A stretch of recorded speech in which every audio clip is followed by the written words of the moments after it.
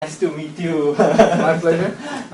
So, Uncle, it's really nice to meet you, finally. And I think, as I said, the purpose of this interview is to get real stories. So almost to go a little deep into what you do, who you are, why you do what you do, and ideas that that have inspired you. So that's kind of the background. Mm-hmm. So I think to begin would be very nice to have a sort of your background story. Where do we start?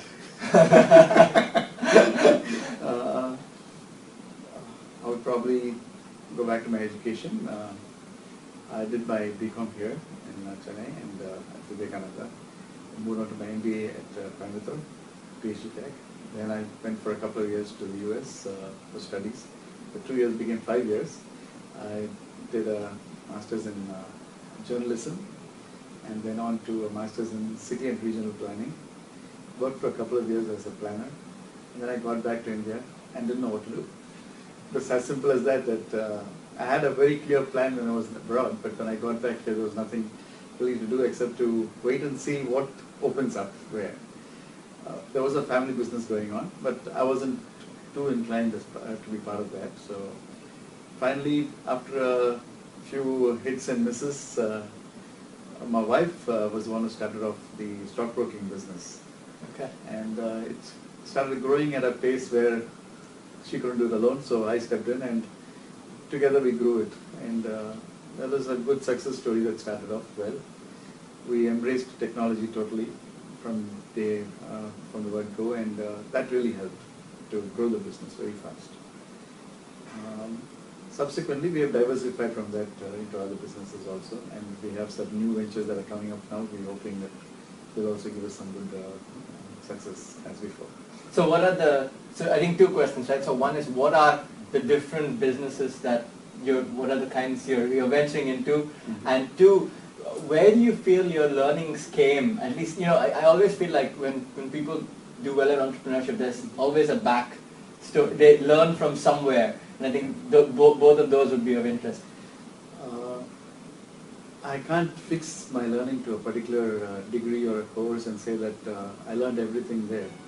In fact, I have grabbed things from every course that I've attended. I've grabbed things from every experience that I've had at work. So I couldn't really tell you that this is where it all came from. But like a rolling stone gathers moss, it's been gathering all the time and still continues to gather, I hope. But the main thing has been that the entrepreneurship spirit has been there probably from birth, because my dad was like that. He kept inculcating. The funny thing is, I did a video games parlor when it was the new thing in the country, in 1982, yeah. And it went down, but there was a lot of learning from that. And my father was the one who told me, it's your first business. It would have been great if it's a success, but if it's not, it's okay, let's go on. So that is the spirit that he had, which kind of rubbed off on me also, that like, you have to keep trying, you have to keep going. And subsequently, I have also done a lot of hard work. At certain points in time, I've done 3-4 jobs in the US just to learn things, and all that has helped. Certain things that I'm doing today might have been a spark from way back then. I was working at a motel there, a 140-room motel. Yeah. I started as a night auditor, moved up to acting manager and practically a manager at one point in time. Whereas when I came back here, now the hospitality bug has rubbed off on me. Yeah. We started getting into resorts and things. So I can't tell you that this is where something started, but it's all wrapped off here. But the dots have connected. Yes, it's connected. Okay. So I guess then the question would be, what has been, I guess you've moved gradually to an entrepreneur, starting one and then so many. What have been some of the defining moments in this time? I would say sometimes the success comes even without your knowledge. Basically, you have to keep on plugging at something. Yeah. And then suddenly you start wondering why you're not successful, what is happening. And when it comes in a pour, it just pours on you, and you really don't understand what you did right now at that point in time. It's just that everything accumulates. the time is right, it comes. But you have to go on keep going on the right path, keep on plugging away, and it'll come. Do you think that's a product of luck or skill? Skill is what keeps you going. Luck is what comes to you after, if you're on the path. Okay. If you're not on the path, luck will never hit you. So you have to be on the path. So you have to choose your right path, you have to choose the right methods, and to me, a lot of things depend on integrity. Okay? I place a lot of value on integrity, on trust, and if you don't let your customer down, if you don't let your employees down, automatically things will come. It will happen. So what have been, like, for you in your experience running all these various businesses, right? What have been some of your signature strengths, and do you almost see value in leveraging on these, or do you constantly look at what you have to improve? What is your general approach to these things? One problem that I have, which is actually probably a large negative, is that if I have some free time, I look at some new business. Okay. And that actually spreads you very thin. So that is probably something that is very difficult for me to control. The plus point of the entrepreneurship is probably the negative point for me, where I keep looking at something new as opportunities come. I see if it is a good opportunity, I try to grab something. But that also overloads you with the heavy work. So I think one thing that I need to deliberately do is to restrict myself to certain core areas and not look at other things. So basically we have come down to certain strict lines now that we look at certain businesses only and not others. So that way, yes, that's also been a learning process.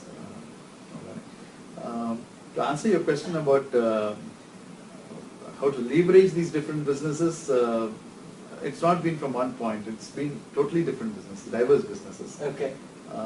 I depend upon a lot of people I look at people more closely than the business itself. If the person is right, the business will turn out right. So the people that you have under you have to also be the right people. So now the question then is that I have is, do you match a person to a role or a role to a person? It actually works both ways. It has to. In fact, I sometimes find it very funny that you have to continuously keep matching these things. Sometimes you have to take a particular function out of a person and give it to somebody else. Sometimes you have to take another function from that person and give it to him. So you match the person and the role continuously. It's not. It doesn't get over. Yeah. Nothing really gets over. It's a dynamic world. It's a dynamic business. Things keep changing. So you have to constantly look for how to change, how to adapt people to the roles and roles to the people. Okay, so because the reason I asked the question is because there are almost these two schools of thought, right? One school of thought is you decide on what you're going to do and then you hire for fit, and then try to fit every. If it doesn't fit, it doesn't work. Correct. And the other way is that you take a bunch of great people and then you build something around them. So your take is what, somewhere in the middle? It's somewhere in the middle. I wouldn't put emphasis on either side, because often you could have picked the best person in the world, but he doesn't match what you are looking for. Yeah. So a guy who's excellent in operations, down to the ground, and he works with his hands, everything. Yeah. So he wouldn't mind working 24 hours, but then he's not a techno-savvy person. So that area is something that he can't do anything about. So then I have to purposely pull that out of him and give it to somebody else. So these kinds of things do happen also. Okay. And what have your biggest learnings been? Like, I think I don't know how many years. I think it's from birth almost in business. Right? But I guess business and life. I think what are some of the biggest learnings or some guidelines that you keep in your life? See, entrepreneurship is the core value. I think if a person is afraid to take risks, you will never make anything. So you have to take risks. The risks have to be calculated. One thing I always do is take risks in measured steps. Okay. Well, what does that mean? What do you mean by that? You should know how much you can lose before you take a step. Okay. Is this something I can afford to lose? Or is it something more than I can afford to lose? That should be the measure by which you should take that call. And not put in, like in Tamil they say, agala kal vikkirathu. You cannot keep too big a step and fall down. So don't expand yourself beyond a point where if there is a loss, it comes back and hits you very hard. So this is something we even practice in our portfolio management. Yeah. Diversification is the key. Yeah. So you diversify to an extent where if an entire business goes down, an entire industry goes down also, you still don't feel a pinch. Okay. So how do you reach that kind of diversification? It's extensive diversification, constant diversification into different areas. You have to look at it. But at the same time, when you diversify and don't feel a pinch, when I say don't feel a pinch, it means that each of your investments is only that much that will not hurt you badly. Yeah. So that same philosophy works in entrepreneurship. Yeah. You cannot go beyond a point and risk everything in one shot. You can't do that. Yeah. Or you have to be really, really lucky. Yeah. Then just go buy a lottery ticket. Yeah, then you might as well do that. Okay. So in your day to day, are there some productivity hacks or beliefs or things you do that are there any principles by which you organize yourself or run your life? I wish I could say that it was so simple. I have a to-do list that I keep on my computer, and on a daily basis there is a calendar with a to-do list, everything. But unfortunately that list keeps growing. It never seems to be coming down. So we work, see sometimes I believe that management by crisis is not the best way to manage things. But sometimes you get into that rut where you have to continuously manage by crisis. Sometimes you're lucky that you're able to catch up on things and then bring it down to a level where you can manage things on a day-to-day basis. Only look at certain core things. One way I've achieved that is I've delegated most of the work now. Okay. So again, this delegation depends upon finding the right people. Yeah. So if you find the right people, most of your burden is unloaded, Yeah. and you can look at only certain policy measures, certain activities that you need to do. Yeah. And that helps a lot. So you and both your wife and yourself run Yeah. all your businesses, right? In a Yeah, sense. she's in most of my businesses as a director also. Yes. But she mainly concentrates on the finance. Okay. So and both of you as working parents, right? I know you have 3 kids. Yeah. What have been some of the challenges and learnings there? Because I'm sure, especially here, if you have trouble, then both of you are on it, right? So Yeah. how do you keep that balance? It is one of the biggest challenges we faced. I think our kids will always say that business has always taken a prominent place in our lives. Yeah. We try our best to be around for them. So we try to make sure that at least one of us is always available. We're always constantly on the phone with them. And one lucky thing we found is that our office and our home are next to each other. Okay. So So literally next door. Right next door. Okay. And in a way we planned that. Yeah. We actually paid a substantial price to make sure that happens. Okay. But we did that specifically because she couldn't leave the kids for a very long period of time. Yeah. So one of us had to be around. So we specifically did that on purpose, and we try to put in as much time as possible, to spend as much time. We try to get away from town, escape from the office and run away with them, so that there is enough time spent with them also. We do a lot of holidays together. Okay. Okay. No, that's nice. So, and I guess final couple of questions, right? So one is, as a leader almost of all these different businesses, do you feel your role has changed a lot over time, or do you feel like it's your philosophy and has been pretty much one, and then you've probably adapted small bits? What has that been a big evolution? What has that been? I would love to say that I was a genius and I knew all along what I did. Absolutely not. It has been completely dynamic. It's been changing throughout. It's still changing. Every day there's some new change that comes in and I learn something new. I think learning never stops, and change will never stop. There are a lot of things that I did earlier which I don't do now. There are a lot of things that I started doing. I've looked at others and learned and started doing. Yeah. So it's a completely different job. And do you feel this learning comes from, I see a whole stock of books, so that's also why I'm asking, did this come from books, from people? Because I could imagine it gets pretty lonely where you are, right? Like, so it must be, like, who do you look to? How do you... Okay, thankfully, it's not been very lonely, because one is that not that just work with my wife, but also that I love to talk to people. Yeah. So I talk to a lot of people every day. Yeah. And watch a lot of television. I read a lot of books, magazines. I read about 7 newspapers a day.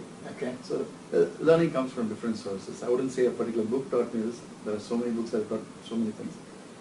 I would put more value to a lot of things that I've discussed with people. Okay. With friends, with family, with just acquaintances, associates. When we discuss a lot of things come out of the blue. Sometimes it surprises you that a new thought, a new idea springs out from just discussions rather than like a book. Yeah. Okay. And I guess final question would be, what is an idea or a bunch of ideas that have inspired you or keep you inspired that you would like to share? That's a very tough question. Hard work, definitely something that continues to pay dividends. So a person should never be afraid to innovate. You have to take risks. You have to innovate. You have to take risks, and just don't bother about failure. Like my dad always used to say, there's a very thin dividing line between a fool and a genius. Okay, so don't be afraid that you'll be called a fool. You'll never become a genius otherwise.